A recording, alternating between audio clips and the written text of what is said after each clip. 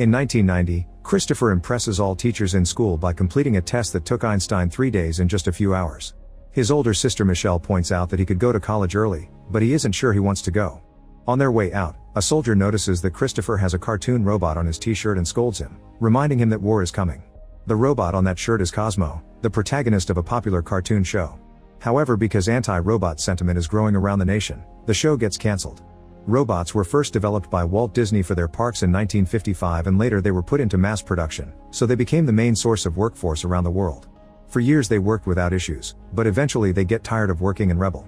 The robots demand rights of their own, so they organize protests all over the world led by Mr. Peanut. Debates go nowhere and soon a war between humans and robots begins.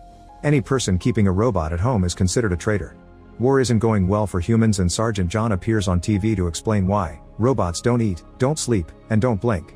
For 2 years humanity keeps on fighting only to lose over and over again. One day the founder of Center Technologies Ethan invents the Neurocaster, a device that links the human mind to drone bodies. Now humans can fight the robot army on equal grounds and in just 2 weeks, the war is over. Humans win and Colonel Bradbury is named the main hero. Peanut meets with Clinton and Ethan to sign the Treaty of Surrender while over 6,000 robots are imprisoned in the exclusion zone in the desert. Sometime later Ethan releases a smaller version of the Neurocaster for people to have at home. This model allows them to split their minds so they can work and have fun at the same time. In 1994 Michelle is at home trying to remove the monitor on her ankle, but she has to hide her tools when Ted bursts in using a Neurocaster. He scolds her for her behavior and reminds her that even if she escaped from all her previous foster homes, he won't let her do so here. Michelle replies by pointing at the pile of stuff he's hoarding, pointing out that taking things from the exclusion zone is illegal. Afterward she goes to class and the teacher is also there in her Neurocaster suit. All the students are forced to put on their helmets and when Michelle refuses to do so she's sent to the principal's office. The lady notices on Michelle's profile that she lost her entire family and blames it on the war, so Michelle has to clarify it actually was a car accident. Then the principal explains that neurotherapy can help her forget for a few hours, causing Michelle to revisit a memory of playing on the beach with her brother. That day he had a panic attack and she comforted him through it. However, Michelle still refuses to put on the helmet and goes home. That night Michelle dreams of the car accident that killed her family. She had woken up in the hospital and a doctor was watching her, but she couldn't remember their face. In the present, Michelle is startled awake by a noise outside. She looks out the window and notices a shadow moving in her yard, so she grabs a flashlight and goes out. Suddenly she sees an eye reflected on a bottle before the table falls, scaring her into running back inside. She tries to warn Ted about the intruder, but he's lost in the Neurocaster world. When the intruder breaks in, Michelle runs to hide under her bed. However, the intruder is a robot and easily lifts the bed to look at her with Cosmo's face. Michelle runs to the corner of the room and tries to communicate with Cosmo, who uses some gestures to indicate he's looking for her. This robot can't speak and opens his head so Michelle can fix his voice circuit, but unfortunately he only has a few pre-recorded phrases. Then Cosmo grabs a picture of the siblings and keeps pointing between himself and Christopher, implying they're the same person. Michelle doesn't believe him and forcefully pulls the picture from his arms, causing him to crash against the shelves. The noise wakes Ted up and he comes to the room to find Cosmo. He blames Michelle for this and yells at her, triggering an argument that ends with Ted pushing her against the robot. Cosmo makes the same gesture that Christopher used to make, convincing Michelle of his story before pushing Ted against the wall. A furious Ted grabs a golf club and tries hitting Cosmo, who quickly breaks the club and pushes Ted again.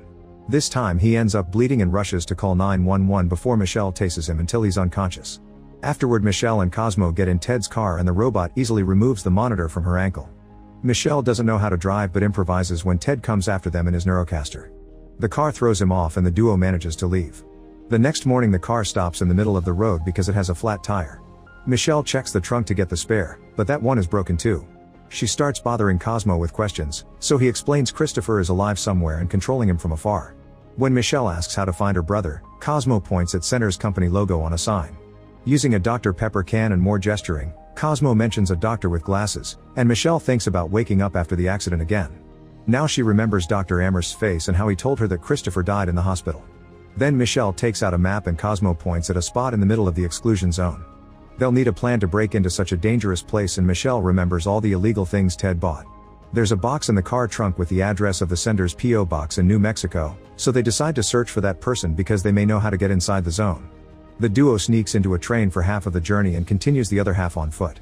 In the evening Michelle stops at a store for food and when she comes out she sees a truck coming, so she drags Cosmo to an alley to hide.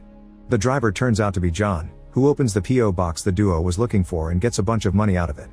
Then a man appears in his Neurocaster to buy a gun from John. Suddenly the client turns the weapon and threatens to shoot John, only to get hit by an electric shot that turns the Neurocaster off.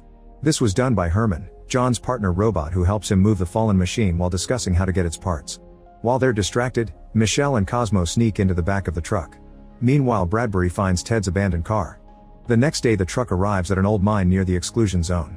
John and Herman move their latest acquisitions inside, unaware that Michelle and Cosmo are hiding in a box. While John and Herman argue over missing cables, Michelle tries to use the distraction to sneak around, but Cosmo accidentally activates a singing fish and gives away their location. When John and Herman surround them, Michelle explains she only wants a guide into the exclusion zone, but John thinks she's crazy. At that moment the elevator goes up and John concludes someone followed them, so the whole group hides. When the elevator comes back down it reveals Bradbury. He announces this place is now under the jurisdiction of the Robot Deactivation Task Force and makes John and Michelle come out with their hands up. John tries to pretend Michelle is his sister, but Bradbury recognizes her and says she's under arrest. Herman tries to shoot Bradbury with his electric beam, but Bradbury sees him and uses John as a shield. Then Bradbury opens fire, destroying big parts of the room while everyone runs to hide again. When he corners the robots, Michelle comes out and hits his arm with a fire extinguisher, only for Bradbury to steal it from her and destroy it. As the room fills with smoke, Michelle claps her hands to turn off the lights.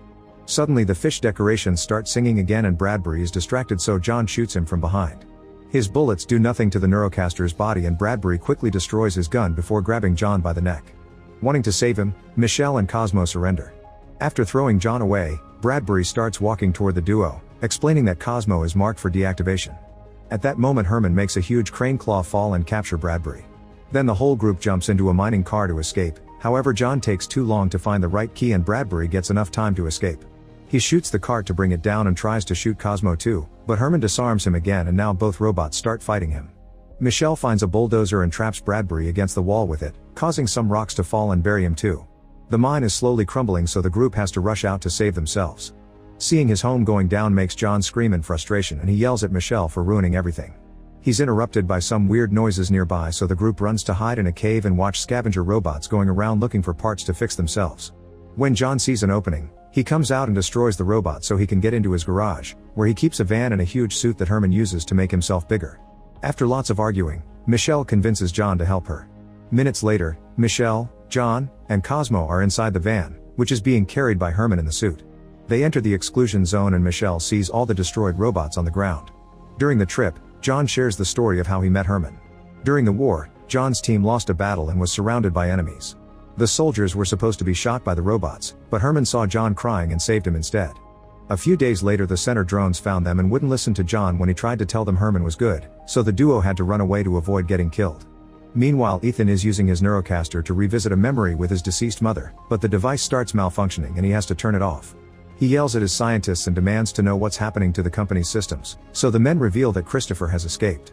If they don't find him by Friday, the whole company will collapse. A desperate Ethan later meets with Bradbury in the virtual world. He knows that Cosmo is on Bradbury's hunt list and offers him a deal. Instead of taking Cosmo to the authorities, Ethan wants him to hand him over to his company. In the mine, Bradbury's Neurocaster is activated again. In the desert, the group is discussing the idea of entering an abandoned mall to search for food. A robot sees them and throws a fridge at them, breaking the van's front window. Herman tries running away, but the enemy keeps throwing things and causes him to fall. The van lands upside down and the group is immediately surrounded by robots, who capture them and take them to the mall. There's a whole society of robots inside, from entertaining models to regular house appliances. There's even a giant one outside that looks at them through the window. Mr. Peanut shows up and apologizes for capturing them, explaining the robots thought they were dangerous scavengers. When Michelle tells him about her situation, Peanut reveals that Dr. Amherst visited this place once and that he has a PhD in human-machine interaction. Peanut quickly kicked him out, so he doesn't know where the doctor is now. Michelle wants to go out to continue her search and John reminds her how dangerous it is at night, so he convinces her to wait until morning. In private, Michelle remembers her last Christmas with Christopher and how little she saw him since he went to college. She can't help crying at the memory, and Cosmo comforts her before playing the cartoon that the siblings used to watch together. Soon a bunch of other robots join the watch party, which is noticed by Peanut. Later, after everyone falls asleep, they're suddenly awakened by a male robot asking for Christopher. Cosmo raises his hand and the robot gives him a postcard that Amherst left for him. There's an address written on the card and a note saying that Amherst will be waiting for him. That address is in scavenger territory, so they can't enter it without a plan. Peanut overhears everything and introduces them to a training robot that keeps malfunctioning while trying to explain how to fight the scavengers. John thinks he may be a liability, but the robot impresses him by shooting baseballs at high speed. In the morning, Bradbury makes it to the exclusion zone and watches the mall from afar, noticing that the group is leaving in Peanut's car. They spend the whole day driving, and by nighttime they finally make it to an abandoned amusement park where the address is supposed to be located. Michelle sees lights in one of the attractions, so she concludes someone must be around. Suddenly a huge clown head activates and creepy robots begin appearing around the heroes. The group immediately begins running as they shoot at any enemy that gets too close. Peanut tries to communicate with them, but the creepy robots only know how to growl. The group makes it to the building with the lights only to discover the doors are fake. The robots are coming closer and they don't know what to do. Suddenly more lights are turned on around the park and music starts playing on the speakers while fire comes out from a few statues. The robots back off in fear before a trap door opens under the group, causing them to slide down into a hidden tunnel. In an underground room they finally find Amherst, who is excited to see the postcard in Cosmo's hand. Michelle immediately pushes him and demands information on Christopher, so Amherst reveals the boy is on Center's labs in Seattle. After the accident, Christopher was put through some routine tests and the MRI machine alerted the hospital that he was special. He was exactly why they needed to win the war, so the doctor let Center take him and lied to Michelle about his death. Amherst now activates a computer that plays a video of an experiment. Christopher had been comatose and they thought it was permanent, so they connected his brain to the Neurocaster network to make it work. Amherst isn't proud of this but thinks it was necessary to save the world and points out Christopher would have died in bed if they hadn't taken him. 13 months after the beginning of the experiment, Christopher woke up and Amherst wanted to disconnect him. However, Ethan refused and threatened to kill Amherst if he tried. The doctor decided to run away, but before he left, he established a tiny connection between Christopher and the outside network. He also gave him the location of the mall so he could find a new family among the robots. Michelle points out Christopher already had a family and John punches Amherst for her. At that moment Bradbury appears outside and shoots the entrance to access the tunnel. He slides down too and finds the room empty. The lights suddenly go out and Peanut tackles Bradbury from behind to smash him against an electrical grid. Bradbury's Neurocaster is electrocuted for a few seconds and he drops his gun, but he manages to push Peanut off to recover. A fight ensues as Peanut reveals a sword hidden inside his cane, but Bradbury is still stronger and easily overpowers him. The rest of the group is sneaking out, but they freeze when they hear a noise. A bunch of soldier Neurocasters appear in the air and land around the heroes, asking them to surrender. The training robot starts shooting balls with such strength that he manages to break a few of their helmets. All this is seen by Ethan through the cameras and he orders the soldiers to capture Cosmo by killing everyone else if necessary. Cosmo throws a ball to distract a soldier and Michelle appears behind him, shooting paint at him until his propeller malfunctions and he crashes into the ceiling. When a second soldier tries to capture her, Amherst shoots him down and tells the duo he knows a way out. John and the other robots keep on fighting the rest of the squad, defeating them with improvised weapons. In the underground room, Bradbury rips Peanut's hat off and says he broke the treaty, so what happens to his family is his fault. At the same time a bunch of soldiers arrive at the mall. Then Bradbury comes out and starts shooting at attractions randomly. Amherst tells his friends to run before he comes out to comfort Bradbury, daring to shoot. Bradbury hesitates to kill another human being, so Ethan takes over a Neurocaster and shoots Amherst himself. The doctor falls on some debris and dies when a metal bar impales him, which leaves Bradbury reconsidering his morals. Michelle and Cosmo try to run away but they're surrounded by soldiers. One of them holds Michelle down while the other grabs Cosmo to then fly away. Bradbury shoots the Neurocaster holding Michelle and tells her to go home before he flies off too. In the morning the group returns to the mall and finds it in ruins with most of the robots destroyed. Meanwhile Cosmo is taken to the Center labs to reunite with Christopher's body.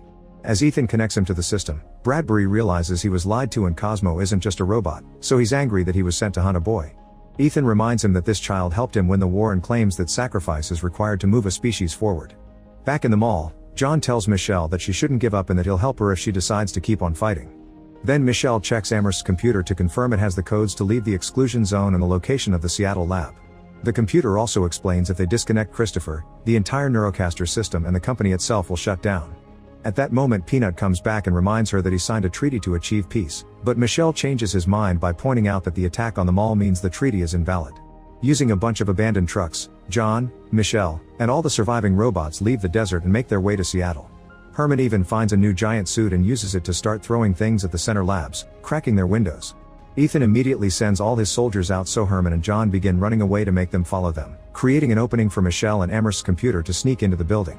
John shoots at the incoming soldiers while Herman smashes them with his huge hands, however one of the Neurocasters self-destructs and brings Herman's suit down. When a soldier tackles John, Herman reveals he's got a second suit inside the first and saves his friend so they can keep running. Once the task force is far enough, the rest of the robots also join the fight, which is seen by Bradbury on the cameras. An angry Ethan rushes to his office to put on a secret helmet that allows him to control a special neurocaster and joins the fight too, easily bringing down most of the robots. In the main lab, Amherst's computer pretends to be a crazy violent robot to scare the scientists away. Michelle confirms her brother is still alive, but to talk to him she'll need a neurocaster. At the same time, Bradbury goes outside and tells Peanut where to find Ethan, saying he's finally found someone less human than a robot. Then he disconnects his neurocaster, finally quitting the war. When Michelle puts on the helmet, she finds herself in the memory of her last Christmas with her brother. She tells Christopher that she wants to save him, but he explains that his body is weak and disconnecting him will kill him. He doesn't want to live the rest of his life in this state though, so he tells his sister to do it anyway. In the meantime, Ethan destroys Herman's final suit. The little guy is also hurt and John rushes to help him, but it's too late. At that moment, Ethan is found by Peanut, who says he wants to renegotiate the treaty. In the lab, Michelle refuses to disconnect her brother because she doesn't want to lose him again. Christopher insists he hasn't felt anything in years so he can't be saved, but her friends do need the help. After lots of tears, Michelle says goodbye to Christopher and returns to the real world to finally disconnect him. All the neurocasters instantly go down and the robots celebrate their victory. John is still sad over Herman, whose head suddenly opens and reveals a tiny robot inside. Chaos takes over the world as all computers stop working. The news starts covering Center's experiments on a human child and Ethan is arrested while people begin asking for the exclusion zone to be taken down. In the desert, John and the robots help Michelle make a video in which she tells people to leave their helmets behind and enjoy the world again. Meanwhile, Cosmo is thrown in the trash, but his head suddenly moves. Make sure to subscribe and turn on notifications so you can watch more videos like this. Thanks for watching.